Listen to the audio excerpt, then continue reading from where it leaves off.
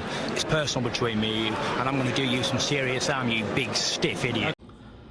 All right, so I have a lot to say about this situation and what's transpired, because the last time I talked about this subject on this platform, on my channel, Shakur Stevenson and Frank Martin had agreed to a fight. It looked like we were going to get a really intriguing match in the lightweight division, and people thought they were going to see Shakur Stevenson in there with another fighter that they feel could pose some stylistic problems for him, right? But Frank Martin, for whatever the case may be, balked out the opportunity, and he pulled out of the fight with Shakur Stevenson, and the fight's not happening anymore, right? And this has stirred up memories of PBC fighters in the past avoiding fights that they should have taken. I.e., think about many years ago when Peter Quillen was champion and was supposed to fight Matthew Korobov and decided not to fight him, right? Vacated the belt to not fight him. And his career really never recovered from that, just being honest, to tell you the truth. So with that being said, and with that being established here on True School Sports, go get some snacks. Go get your favorite snacks of your choice, favorite beverage of your choice, because I'm gonna speak out about this whole situation with Frank Martin, because he did an interview recently with this channel called The Queens of the Boxing Ring, or Nick J is the name of the channel, Queens of the Ring. Shout out to them. I don't know them. This is my first time seeing them. I got nothing bad to say about them. They both seem like nice women, but clearly you can tell they have a bias in favor of Frank Martin. And, it is what it is. I like Frank Martin. Frank Martin's a guy that there's a lot to like about. He's athletic, explosive. He's fought some good fighters, high-risk, low-reward guys like Artur Haratunian, Michel Rivera. And he's come through those fights and looked good in those fights and won, right? But let's call it right, and let's be real. Frank Martin has only been relevant in the lightweight division since 2021, because before early 2021, Frank Martin was a Midwestern club fighter. That's what he was, all right? And so when you come from that background and you're taking these gradual step-ups for fights, you're not going to really be getting paid a lot of money. And Frank Martin's career high purse, from what I could gather from researching, was no higher than 250K, 300K. He's never really touched $500,000 in his career. So when you factor in that he was going to fight for the vacant WBC world title for $1 million against one of the biggest young names in the sport and one of the biggest names in his weight class, it's a great opportunity, and he looks really bad turning it down. Now, I sat through the whole interview. I listened to the whole 35-minute interview from the beginning to the end, even the parts where they weren't even talking about boxing. I listened to the whole interview. And this is what I've come to the conclusion when it comes to Frank Martin. Frank Martin doesn't believe in his skills. There's no ifs, ands, buts about it. He doesn't believe in his skills enough to fight Shakur Stevenson, because there's no way a guy that comes from his position in the sport should be demanding what he's demanding from Shakur. Now, am I against a fighter negotiating? No, I'm not. But what I am against are fighters being unrealistic and then shooting themselves voluntarily in the foot and then acting like they're the victim in the situation. And he's not the victim in the situation. Frank Martin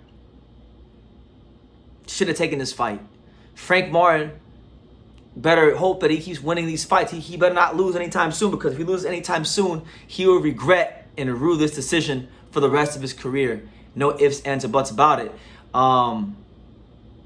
He did a whole lot of flapping his gums and double talking in the interview. Like, there was part of the interview where Frank Martin winds up saying, I'm not saying they shortchanged me. And then the ladies kind of egg him on, saying, no, Frank, don't say that. And he said, yeah, they shortchanged me. So he doesn't even, in his heart of hearts, he doesn't even really think that he was shortchanged.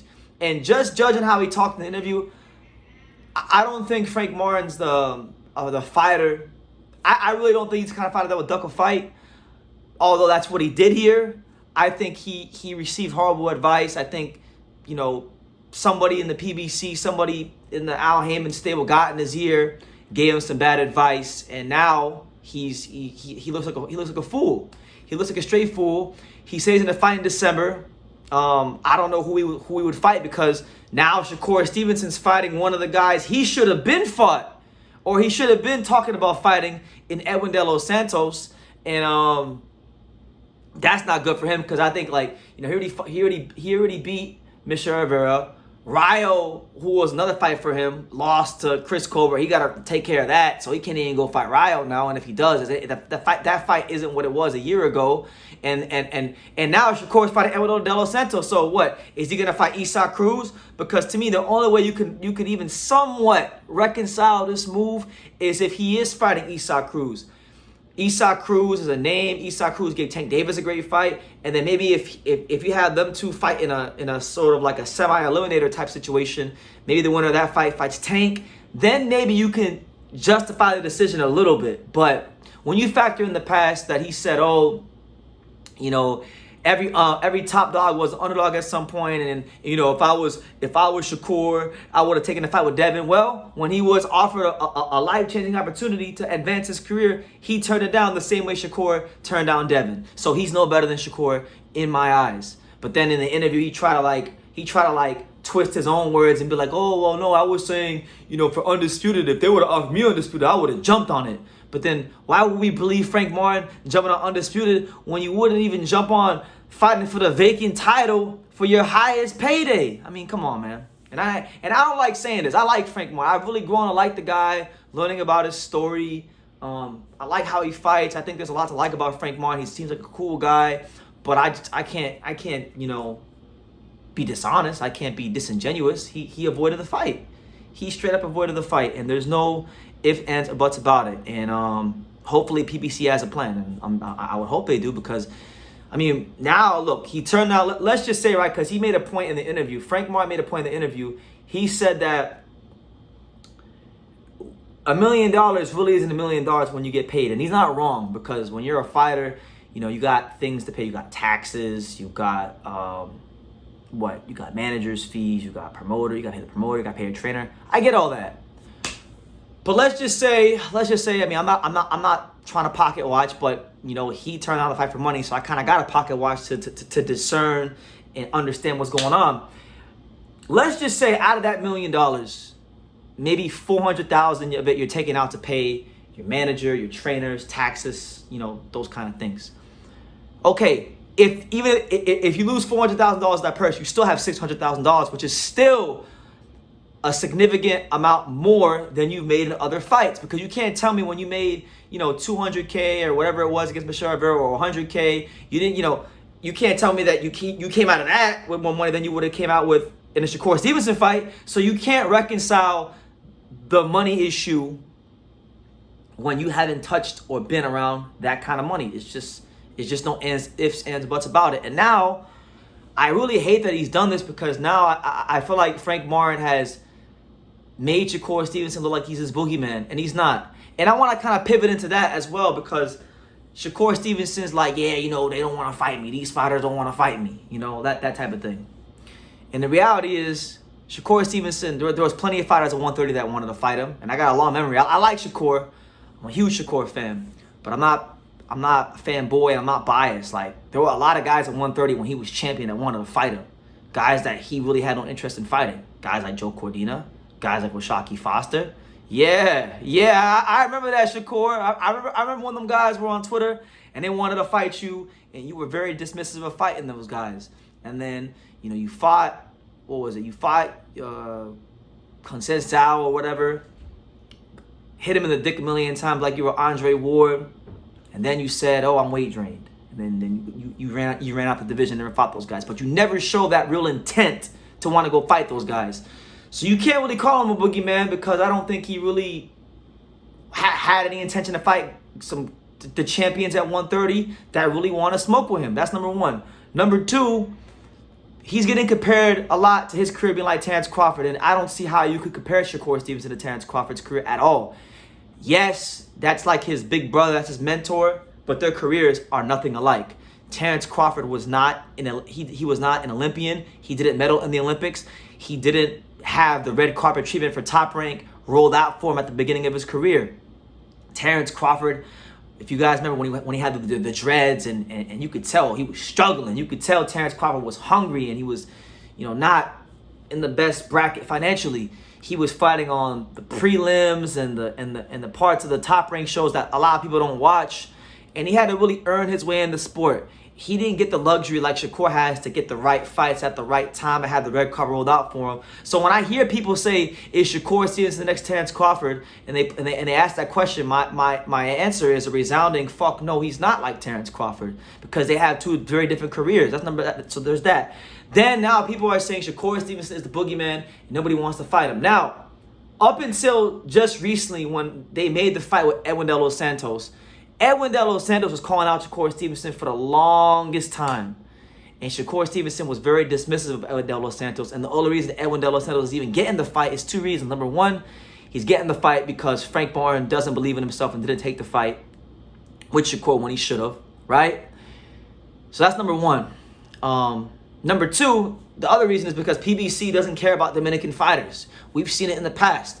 When Terence Crawford was down there at, 140 or whatever, they said what was his name, Felix Diaz, to go fight Terence Crawford. They didn't care about Felix Diaz. They didn't mind Felix Diaz losing because Felix Diaz wasn't part of the bigger plan for Al Heyman and PBC. And it's no different from De Los Santos. De Los Santos' value in the sport is as high as it's ever going to be because of the upset, devastating knockout victory that he had over Raul Valenzuela. So it's a dangerous opponent it's a dangerous opponent, but it's a guy that's probably going to lose. And if it loses, it's not going to ultimately hurt their bottom line, their great plan, right? So that's why the fight's happening. But if Frank Warren was going to fight Shakur would just be on Twitter saying, he don't want to fight me. He don't want to fight me. This, that, and the third. So Shakur Stevenson's not a boogeyman. Shakur Stevenson's nothing like Terence Crawford. And quite frankly, look, Shakur Stevenson, as much as I like him, and yes, he's been two-division champion, he's beaten some good fighters. Listen, he's got a lot to prove in the sport. I mean, because when you cut it up, slice it, and dice it, they have an old adage in boxing where they say, you're not a real world champion until you make a title defense. Well, let's play a game, ladies and gentlemen. And y'all can let me know in the comments. Do y'all even know how many title defenses Shakur Stevenson has in his career? Yes, he's been two-division champion, but how many times has he actually defended the damn belt? Because it's it ain't been a whole lot of times. He won his first world title, in 2019 against Joet Gonzalez, and then he didn't defend that belt, right? He didn't defend the featherweight belt against Joet, moved up to 30, won the belt against Jamel Herring, and then defended it one time against Oscar Valdez. And since the Oscar Valdez fight, aside from that, he has never had another title defense outside of that, right? So you're talking about Shakur Stevenson, a guy with 20 fights in the professional ranks. You're talking about a fighter who's been professional for now 6 years. It'll be seven next April. He has one title defense in 6 years. Yes, two-weight world champion, one title defense in 6 years. So as far as I'm concerned, not only is Shakur Stevenson not a boogeyman, but he better get to work. He better get to work and actually start carving out legacy for himself, because he ain't really done much, to be honest with you. I think the hype and the perceived skills outweigh what he's actually done in the boxing ring, in the professional ranks of boxing. That's not hating, because I like Shakur Stevenson, but that's just the truth. Does Shakur Stevenson have the talent to potentially fulfill his potential? Yes, I believe in Shakur, but he has not done anything in boxing to talk the way he's talked. I mean, it's good to have confidence, but there's a big difference between a healthy amount of confidence and being delusional. And I think when it comes to Shakur Stevenson, I think he's delusional. So he better get to work. He better get to work.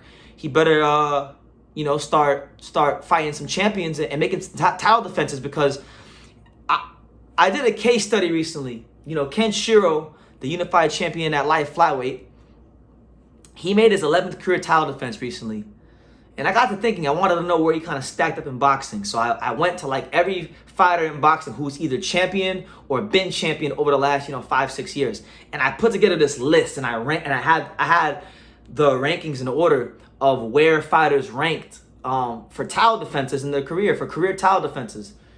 And some of the most overrated fighters in the sport, guys that get all the hype in the world but haven't really shown any longevity as champions in the sport, were at the bottom of the list. Guys like Dave Benavidez, guys like Shakur. And the whole list is in my community post. If you want to go check it out, it's like the second or third post down. It's a picture of Ken Shiro with a beer, You can read it. It's about 55 fighters long. You'll see. Go read it, and you'll see where Shakur Stevenson ranks. He's pretty down there. So I'm not saying these things to slight Shakur. I still think Shakur has the skills to be every lightweight in the world and be a great fighter, but he hasn't really done anything to be a boogeyman. So while I am pointing my finger at Frank Martin and saying that Frank Martin really is a fool for turning down the fight, I'm also going to say stop with the Shakur Stevenson's a boogeyman talk, because he's not a boogeyman. Terence Crawford, when he was a welterweight, was a boogeyman. Guys didn't really want to fight him. Philip Hergovich right now, heavyweight, that guy's a boogeyman, whether you like him or not. 7 fighters ducked him in his career already, and that's a fact. They didn't want to fight him for the IBF Eliminator. Andy Reid turned him down twice. Michael Hunter didn't want to fight him, and look how all their careers have gone. It wasn't until we had a fighter like Zhang, who was courageous enough to step in the ring with Hergovich, that fought him, but all those guys avoided Hergovich. So to me, Terence Crawford at welterweight was a boogeyman. Philip Hergovich, boogeyman. There are fighters in boxing that are, you could say, are, boogeyman, so to speak. But Shakur Stevenson is not someone that falls under that category. He's someone that's been relatively pampered in the pros, had the right fights delivered to him at the right time. When he fought Jamel Herring for the world title in, 2021, he was the mandatory challenger. He didn't want to take the mandatory challenger split. He actually requested a higher percentage as mandatory challenger, and the fight got delayed because of him asking for a higher percentage. Also turned down the Josh Warrington fight to unify at featherweight. So I'm just saying, I can be fair. I like Shakur Stevenson. I think he's fantastic, but he's not a boogeyman. And for as many fighters that have ducked and avoided him, I think if you really wanted to play devil's advocate, and if you really wanted to nitpick, because it's very easy to nitpick, you can say he's been avoiding a couple fighters too. Even if you think he would have beat those fighters, because I think he would have beat Josh Warrington. I think he would have beat Joe Cordina. But the reality is, he didn't really show the ambition to fight those guys. That's just the truth. So yeah, and then I think on the last note, as far as Edwin De Los Santos fight, I'll end the video on this note because it's a long video. Hope you guys are enjoying it. But as far as Edwin De Los Santos is concerned, I saw a picture of him recently. He looked a little chubby, like he's been not really in the gym. So hopefully that he goes to camp and makes the weight nice and healthily and is the best version of himself. Because look, when it comes to Edwin De Los Santos, you kind of know what you're getting. He's a fighter that, can he box with Shakur? No. He doesn't have that level of skill, and he doesn't have the level of footwork or pivots or any of those kind of things, those subtle things that make really good technical fighters. I don't think he has those things to match Shakur skill for skill, but he's heavy-handed. He's a southpaw, so I don't think there'll be that same adjustment period that you normally have between a southpaw fighter and an orthodox fighter. And he can punch and he can crack with both hands. That's what he brings to the table. Shakur Stevenson is defensively arguably the best fighter in the sport. Him and Dimitri Bivol and Sonny Edwards, them three right there. Them 3 fighters right there. Bivol, Sonny Edwards, and Shakur Stevenson, them 3 guys right there are about as good as it gets defensively. Very hard to hit cleanly, very hard to hit flush. I think it's a fight where, he'll probably outbox him most of the fight. I think if Edwin De Los Santos gets wild and Shakur gets his timing down towards the back half of the fight, I could see Shakur really beating up and folding Edwin De Los Santos, because Edwin De Los Santos does get wild, and there will be opportunities down the stretch for Shakur Stevenson to punch in between the shots and counter. Also, keep in mind, with Shakur not being, Shakur Stevenson does have a reputation for being a big puncher, but at 135, with his body maturing and physically filling out, him, getting older, more mature as a man, I just think this is a fight where Shakur could really showcase his skills in a major way and get a stoppage. But so I'm expecting big things from Shakur Stevenson. With great power, with great talent, comes great expectations, and I'm sure Shakur will deliver when they do fight on November the 16th. And I'm happy he's active. But after this fight, it's time to get to it. You got 1 title defense in 6 years as a pro. You've missed weight on the scales as much as you made a title defense. So, as far as I'm concerned, Shakur is no better than Dave Benavidez in my eyes. And y'all know what I think about Dave Benavidez. I think Dave Benavidez is one of, for all the talent he's got, I think he's overrated too. He's getting too much credit. These guys like Shakur and David, talented fighters, but they're getting too much credit for things they haven't accomplished yet in their career. So I'm not taking it away from them, but they gotta get busy. They gotta get busy, you know. As far as Shakur, you know, when he does beat De Los Santos, I like to see Shakur. I mean, see, who could Shakur realistically fight after he beats Edwin De Los Santos? Because I'm looking at it now. I mean, I don't think he's gonna fight Devin, because Devin's at 40. He's gonna fight Prograis and stay up there, I think. I don't even know. Maybe he fights Lomachenko or Cambos or something like that. Top Rank will probably feed him one of those guys. But either way, you cut up, slice, and dice and get to work.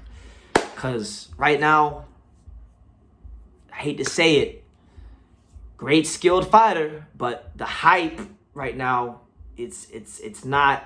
The hype is greater than the actual accomplishments. And in boxing, when the hype is greater than what you've actually done in the ring, that's called being overrated. Now, when you don't get any hype and your accomplishments are way above your hype or lack of hype, then that's being underrated. So an example of being underrated in boxing would be someone like Ken Shiro. That's an example of being underrated in boxing. You know, Artur Beterbiev, underrated in boxing. Dimitri Bivol, underrated in boxing. A lot of underrated guys in boxing. Shakur is just not one of them. He's more overrated than he is underrated. But doesn't got to stay that way. He's got the power to change that, and that could all begin on November the 16th when he fights Edwin De Los Santos. So that's my video, guys. That's my video. I've spoken my piece. Frank Martin is a fool for turning down the Shakur Stevenson fight. But Shakur Stevenson is no boogeyman, and he's got to put in real work if he wants to become the fighter that we all think he can become. So, yeah, I'm going to leave it at that. Y'all let me know what you think in the comments down below. Make sure you guys take the time to subscribe. And like I say in every single one of these videos, you can love me or you can hate me. But I'm just a kid from Daniel. So until next time, take care, guys. Thank you for watching another video on the untouchable True School Sports Empire. We're here at the Hatanaka Boxing Gym in Nagoya, Japan. And for more great videos just like this one, make sure you guys click right here.